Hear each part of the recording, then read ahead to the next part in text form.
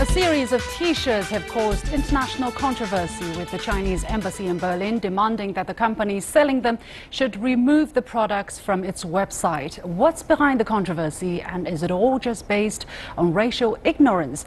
Meanwhile, Finland has come into line with its Nordic neighbors in legalizing same-sex marriage.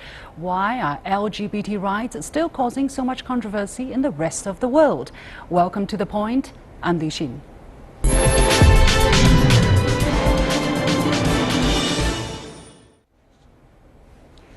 Save a dog, eat a Chinese. That's the message on one of a series of T-shirts which are being sold on a German online platform and which have come under fire.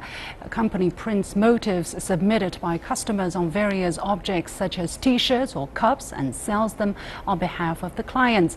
These T-shirts caused fierce reaction from many netizens outside and inside China because of their racist overtones.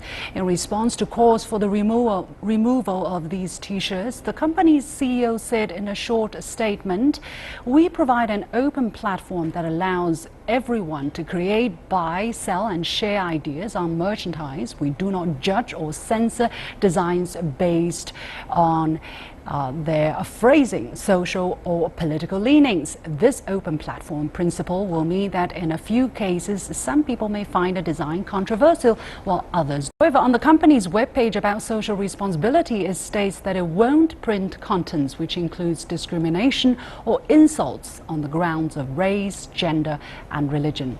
The Chinese embassy in Berlin has demanded that the company remove all associated products from its site and offer a sincere apology. For more on this, joining me today in the studio is Dr. Choi HongGi, Director of European Studies at the China Institute of International Studies. Dr. Choi, thank you for joining us today. What was your initial reaction upon hearing such products being sold by this German company? Yes.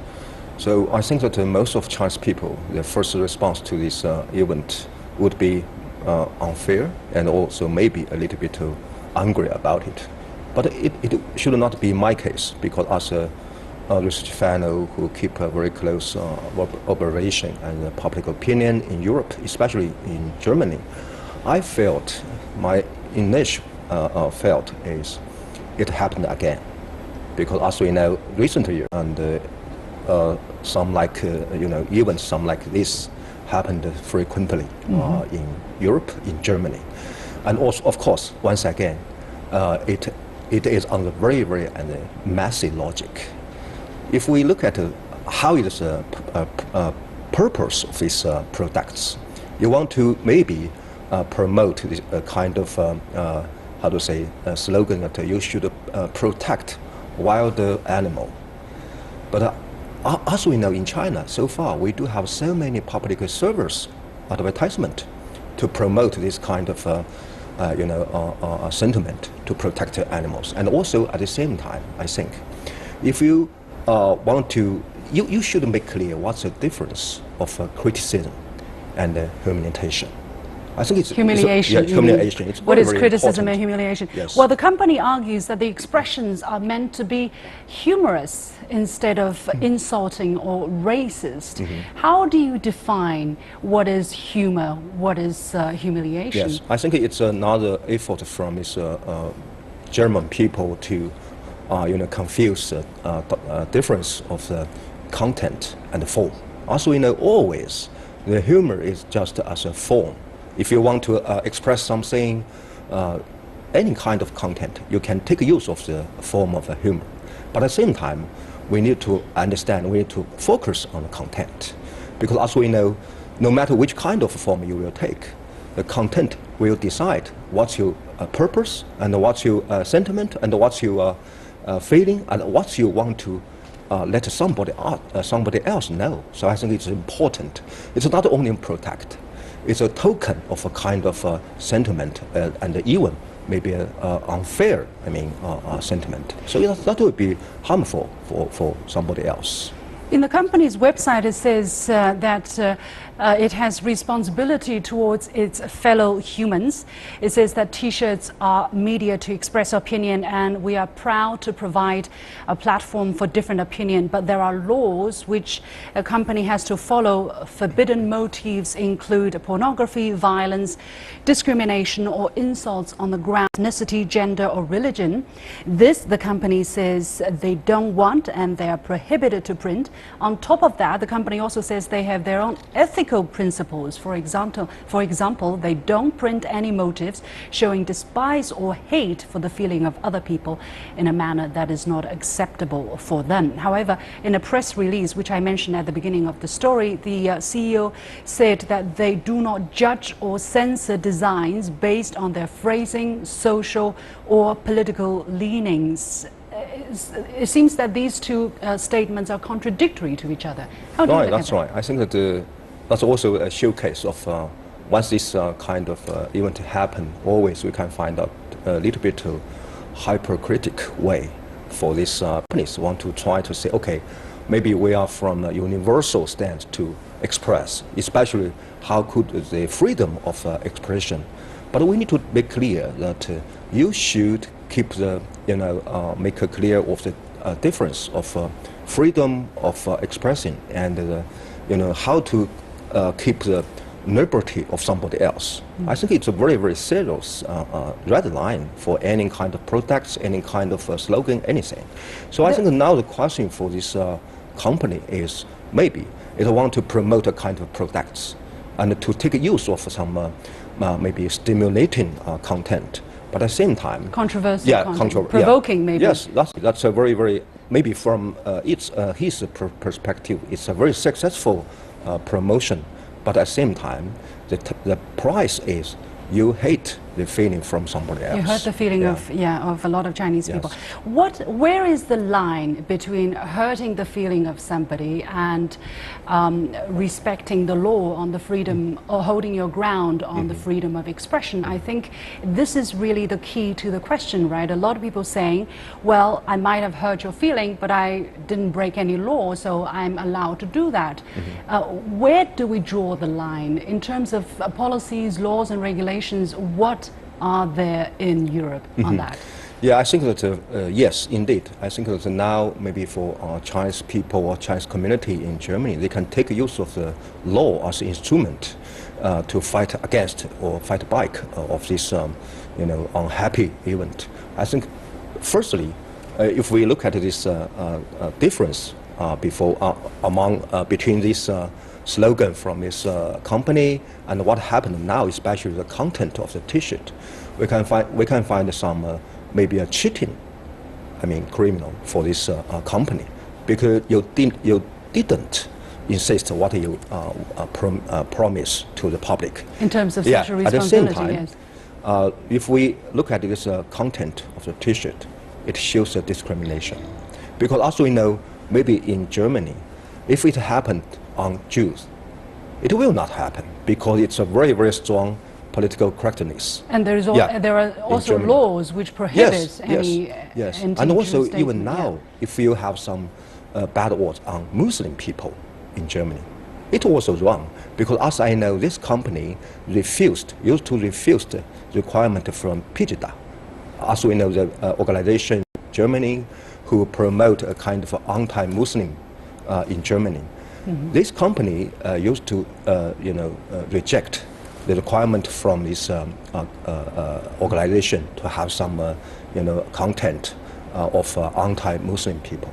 So I think that it gives us a case that we can take use of the political and law as an instrument to fight against racism. Yes, I believe some people are doing that, and I think it's a good thing. On the other hand, whether or not they win this case is not important. It is important that they make their voices heard, because often their voices are too weak. On the other hand, that leads me to my question: why are the Chinese people seen so negatively in the eyes of Europeans in this case, that we are eating everything, which is not true? But in many countries, people have this kind of stereotypical view of the Chinese people, which is very wrong.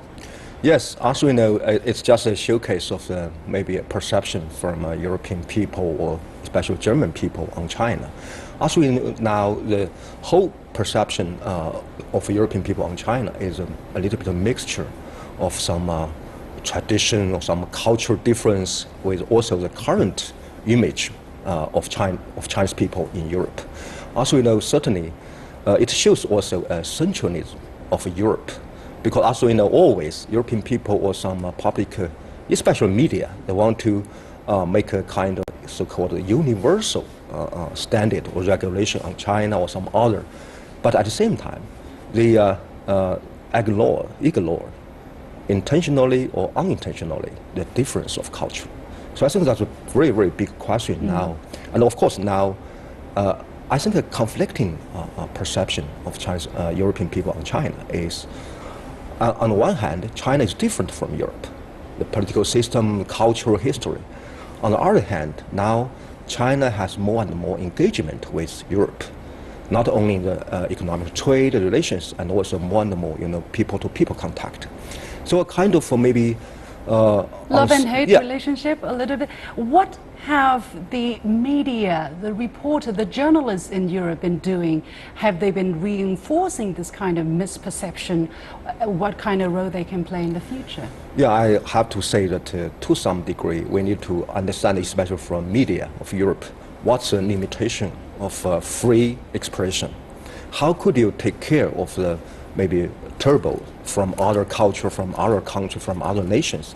Also at the same time, now European countries, European people, they are talking about how about the post-truth situation, post-truth phenomenon.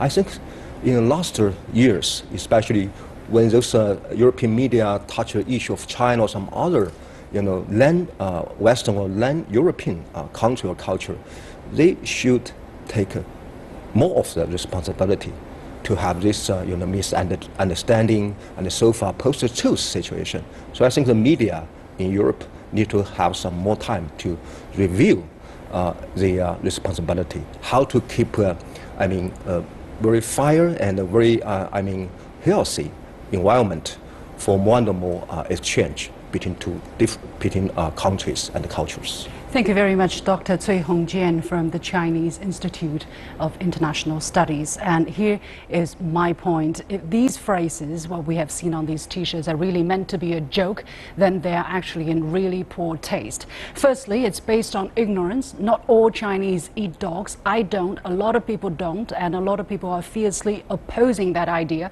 In fact, the majority of Chinese people don't eat dogs. Secondly, it is very insensitive to the feelings of the Chinese people. The company has the right to decide whether to keep these shirts on their virtual shelves or not, but don't expect the Chinese people to keep quiet about it.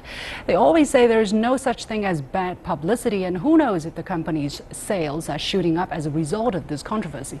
Meanwhile, my fellow countrymen should also learn to be a bit more relaxed. There will be more and more people who might see Chinese people as a target, reflecting their jealousies or fears based on ignorance. Maybe we should all feel sorry for these ignorant people rather than simply despise them. You're watching The Point with me, Liu Xin. I'll be back right after this. A law allowing same-sex couples to wed went into effect in Finland this month, bringing Helsinki into line with its Nordic neighbors as it joins the 24 or so nations in the world where same-sex marriage is legalized. This new law is seen as the latest in a series of recent victories for gay rights. Yet LGBT activists say more needs to be done, as gay marriage remains illegal in most countries.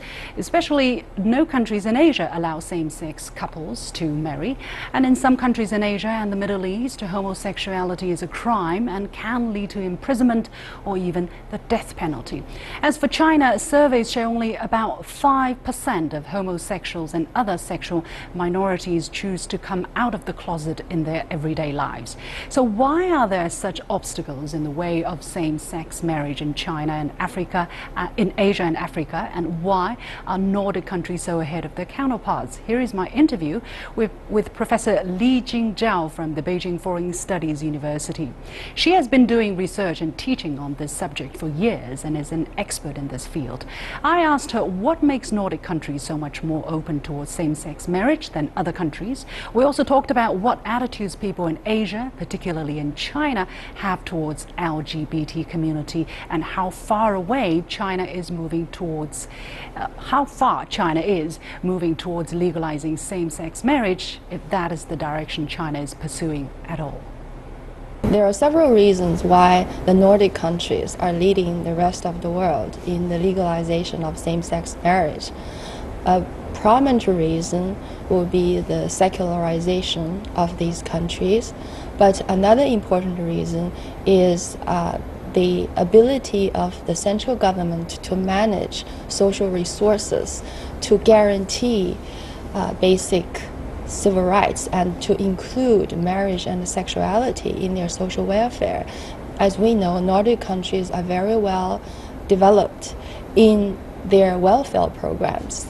If you don't have enough social resources to even take care of the majority of the population, you may not be able to take care of sexual minorities of your society. These countries, of course, they are more developed, they are quite open in their attitude towards LGBT minorities. However, there are this detail which I noticed. For instance, even in this new law, same-sex couples are only allowed to be wed in civil ceremonies, but those who want to go to church and have their religious ceremony will still be kept on the waiting list. Why is that? Yeah, that's a very, very important question. Thank you for asking. Well, it varies from country to country whether the civic marriage is recognized by the religious marriage. In some countries, you need to be recognized by both in order to be officially considered a couple or having a spousal relationship. In other countries, religious ceremony will suffice for you to get social acceptance. But in other countries, civic marriage, civic union is more important. So it really varies from country to country. But does that still say the kind of religious resistance or opposition to the idea of same-sex marriage, even in these countries? It's hard to say. Even in these over 20 countries that have legalized same-sex marriage, there are still resistance groups and organized resistance movement against legalization. But on the whole, if the organized religions or organized churches of mostly these Christian countries and predominantly Protestant countries, if they are more willing to accept alternative marriage and alternative lifestyle, alternative sexual practices, then these countries are more likely to pass the law for same-sex marriage. Let's talk about the region of Asia and Africa. As I mentioned earlier, not one single country or region in Asia has legalized same-sex marriage. Why is there so much difficulty or opposition toward this notion in these part of the world? Well, only South Africa has legalized same-sex marriage in Africa, and no country in Asia, as you mentioned. I think, first of all, it has a lot to do with people's, or the majority people's, definition of family and marriage. Primarily, the function of family is to pass on family lines, to have ongoing generations. To people the world. Yeah, to cherish their ancestors. And sexuality is still considered the primary function of procreation, meaning to have offspring. It's not primarily for pleasure. It has economic and social obligations. So in Asia, I think a lot of countries still define marriage based on genealogy, based on a union between a man and a woman. So I think public opinion has formed a consensus against the legalization of same-sex marriage. Another reason is that most Asian countries and African countries are not very well developed in their economic and social resources. And most of the governments cannot guarantee even the social welfare for the majority of the society. I don't think their welfare programs are as advanced and penetrating as Nordic countries. So from what you just said, it seems as if when a society becomes more developed economically, it is the trend that people will accept more and more same-sex marriage. But is that really the case? I mean, do we all one day have to live with the reality that same-sex marriage will be legalized? Is that the direction in your eyes? I'm sure there might be a lot of people who would never agree with that. Right. People would disagree. I think the result will primarily be a combination between public opinion and the capacity of the government to manage social resources. Even if a country is economically highly developed, if the majority of the people think marriage should be still limited to a union between a man and a woman, or if they think marriage is primarily for having children from their bloodline, biologically related children, then there will still be resistance against legalization of same-sex marriage. Taiwan is a possible exception in Asia. As we know, last year the Taiwan Authority passed an amendment to include same-sex marriage in its civil code. However, over 1 million people came out on the street to protest against that. Why is Taiwan different from other regions, other countries in Asia, and why such public outpour of opposition again? Well, Taiwan has a long tradition of somehow a relatively open attitudes towards alternative lifestyles and towards sexual, gender, and ethnic minorities. But it still has these over 1 million people who came out to say no to it. Exactly. So we can see this clash between new attitudes, new emphasis on the meaning of marriage, the definition of family, and the emphasis on the quality of family and marriage based on genuine love. And on the other hand, there is this strong tradition in Asia that emphasizes the function and the importance of family.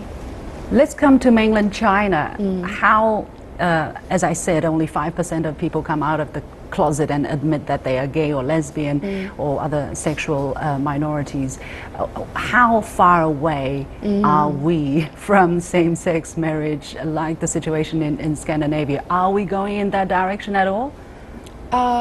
Recently, there has been a surge or coming into being of concerns and even a kind of social movement of LGBT for LGBT interests in China. But there is a still long way to go because the development in China is still very uneven. The leading cities are very, very different from the rest of the country. On the other hand, if we have a conservative estimation of the percentage of population that have alternative sexual orientations, say 3% to 5%, then we have to admit that there might be 40 million to 70 million people. That's a lot of people still. That's a lot of people. If we go by 5% of the population, which is a conservative guess, it will be 70 million, which is more than the population of entire Thailand. Wow. Far more than the total population of Britain and France. So it's a very challenging issue. There is a large size of social group in China. Yeah, in case there is steps towards legalization or the consideration of legalization of same-sex marriage in China, how would that possibly change our social structure and our social life? Well, if the future, say a decade from now or 2 decades from now, homosexual marriage will be legalized. First of all, it will change the definition of family. It will change the definition of marriage. And all the social welfare, for instance, the rights to make medical decisions for your spouse, the rights to inherit from your spouse investment or real estate holdings will all change in the society. So that means the government should have more say in every individual's lifestyle. So it will change the social structure in terms of the definition and the purpose of marriage and the family, and also it will change part of our welfare programs. So although it's a distant scenario, still start considering, thinking about it. What if one day it really comes? We should be prepared for that. Yeah, we should definitely keep this issue on the agenda of discussion.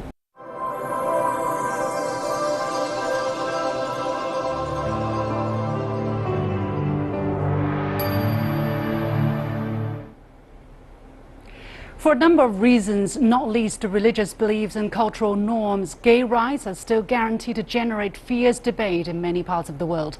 But if you look back just a few decades, it is clear that global norms and what was once a taboo subject are changing.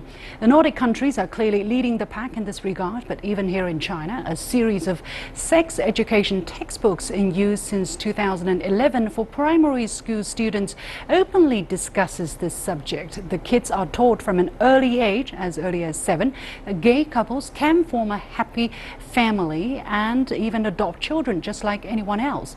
Although some say it will take decades for China to legalize same-sex marriage, if at all, the trend is heading that direction. I think that's progress. That's all for this edition of The Point with me, Liu Xin. Follow me on Facebook and Twitter using the handle The Point with LX. Download the CGTN live application to watch our show on your mobile devices. For previous shows, go to the CGTN channel of YouTube, click on the playlist and look for The Point with Liu Xin. Thanks for watching. See you tomorrow at the same time.